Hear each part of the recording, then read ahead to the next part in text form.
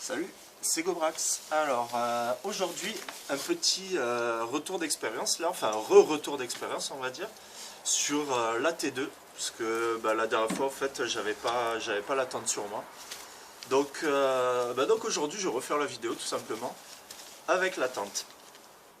Alors on va reprendre les points communs, enfin les points communs, les plus et les moins de cette tente. Alors comme je vous le disais, truc que je trouve vraiment sympa pour une tente de personnes, c'est l'encombrement. Alors ça c'est une bouteille d'1,5 litre à peu près. Donc voilà, vous pouvez voir à peu près le volume quoi qu'elle a. C'est pas mal. C'est vraiment pas mal, moi je trouve, pour une tente encore une fois de 2 personnes, même si c'est un peu léger, hein, 2 personnes. C'est plutôt pas mal. Alors là je vais voilà, je vais vous la monter hein, tout simplement. Je vais voir à peu près combien de temps ça met. Voilà. Alors voilà, on lance le chrono, on va pas se presser ni rien, c'est pas le but, c'est pas de battre un record, hein, c'est de voir le temps moyen à peu près hein, pour la montée. Donc là je vais arrêter de commenter parce que peut-être que je vais accélérer cette séquence hein, histoire de vous épargner tout ça dans les détails. Et après je ferai le tour de la tente et je vous montrerai un petit peu tous les petits pièges à éviter on va dire pour bien la monter tout simplement. Allez, c'est parti, regardez, hop. Voilà, pip, allez, c'est parti.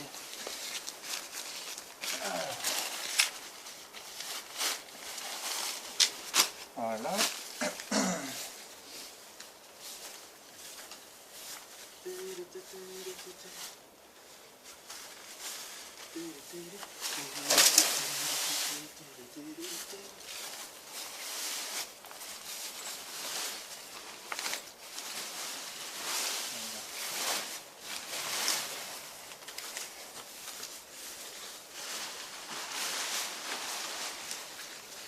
Voilà. Hop là.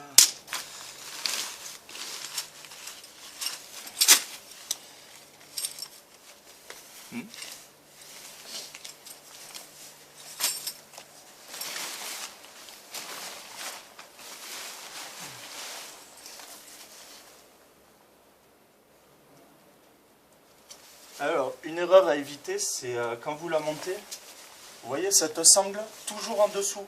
Parce que moi, ça m'est arrivé au début, elle était en dessus et ça fait chier parce qu'il faut remettre les sardines. Voilà. Alors.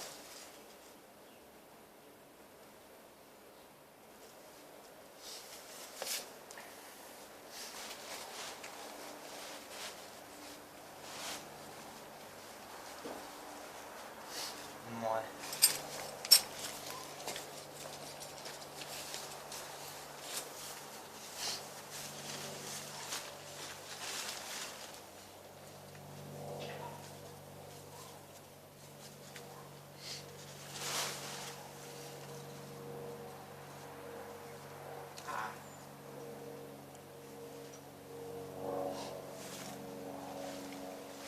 Voilà.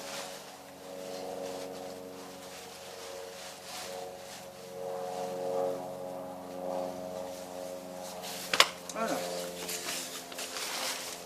Alors là, vous voyez, même s'il pleut, là, c'est au sec.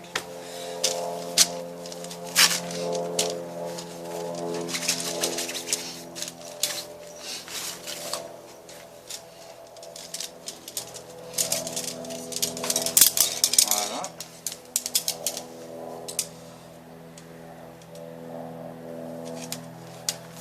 Par contre, ça c'est un petit défaut aussi. Vous voyez, regardez les petits points d'oxydation qu'il y a sur les baguettes. Même ici au niveau des joints, je sais pas, j'espère que vous voyez. Normalement ouais. Donc voilà. Bon voilà, c'est un truc qu'il faut. Je sais pas, il faut l'essuyer, voilà, tout le temps. Faut pas que ce soit mouillé. Faut éviter de le remballer mouillé, voilà, parce que sinon ça. Ah, putain. Bon, j'espère qu'elle va me tenir encore un an de plus, hein, parce que ça a l'air de se fissurer ici. Bon, je sais pas, on va voir, hein, on va voir. Allez, c'est parti.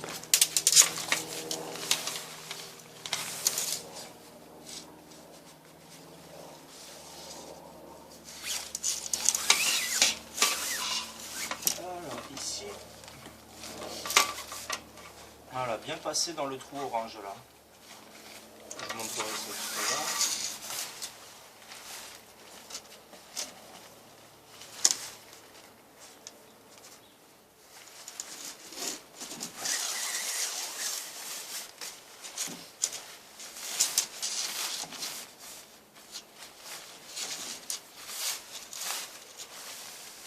Voilà, on met le premier coude, deuxième coude, voilà, la goupille,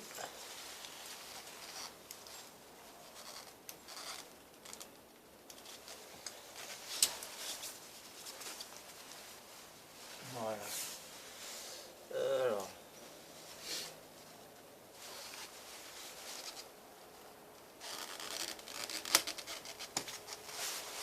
voilà.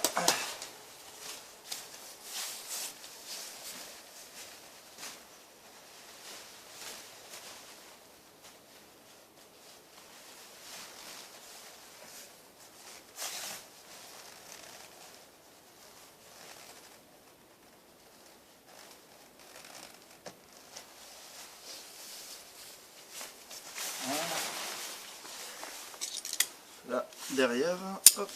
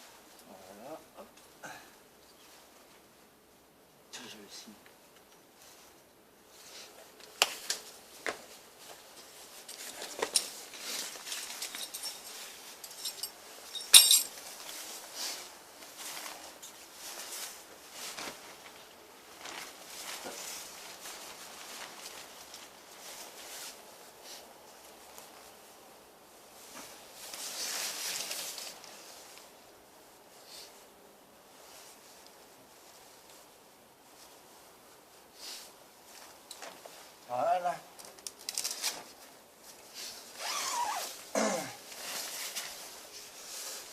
Ben voilà, alors là comme vous pouvez le voir, elle n'est pas super bien tendue sur le fond. Vous pouvez un peu corriger en tirant, en la tendant encore un peu. Alors ben là j'ai mis 6 minutes 20 et je me suis vraiment pas pressé, hein. Là c'est le matin. Voilà. Et ben on va faire un peu le tour. On va faire un peu le tour pour voir, pour que je vous montre un peu ce que je lui reprochais à cette petite tente. Allez. Tac. Tac. Bon bah voilà, hein, vous pouvez voir le trépied, toujours le trépied Made in Gobrax encore une fois. Alors bon. Pour la ventilation, on va passer d'abord aux subtilités. La ventilation, alors voilà. Ici, il faut bien passer l'arceau dans le trou orange, parce que sinon en fait ça pince à ce niveau là, et là dedans vous avez la grille de ventilation, regardez, voilà, vous voyez cette grille là, ben, en fait voilà, si vous passez mal l'arceau, et ben ça foire votre ventilation, et déjà qu'elle est pas top pour la condensation.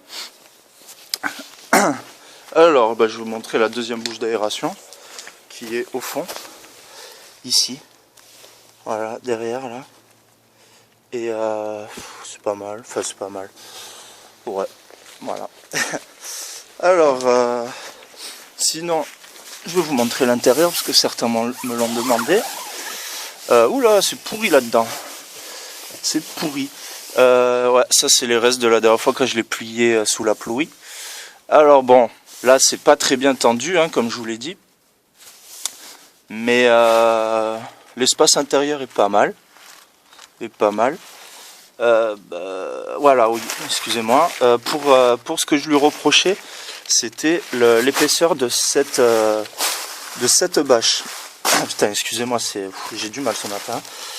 Voilà, c'est l'épaisseur de cette bâche parce que bah, c'est vraiment super fin. enfin, je sais pas ce que ça se voit là, regardez comment j'arrive à le plier. Ça fait pas un bruit de plastique, c'est vraiment fin. C'est limite, c'est la même qualité que non, ça a l'air un peu plus imperméable. Mais quand même. Ah, attention, vous entendez, il y a le rot qui arrive.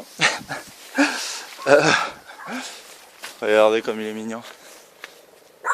Wesh, vas-y. Bon. Alors, bah voilà, je crois que c'est à peu près tout. Hein.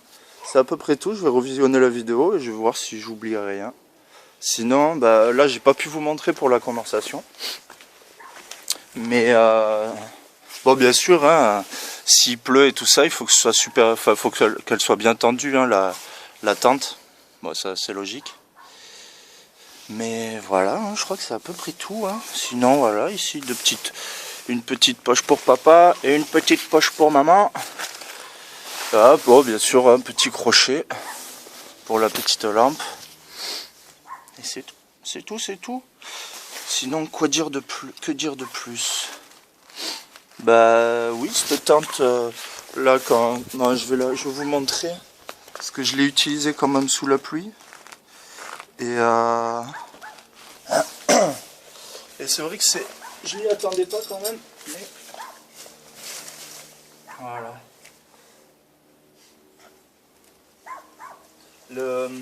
L'espace. Hop.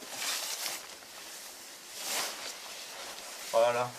Alors bon, bien sûr, elle fait 1 mètre de hauteur, mais l'espace qu'il y a ici est largement suffisant pour faire une petite popote. Voilà, il n'y a pas de problème pour ça, heureusement. Mais sinon, c'est tout. C'est tout. Bah voilà, je vais passer un coup d'aspi dedans.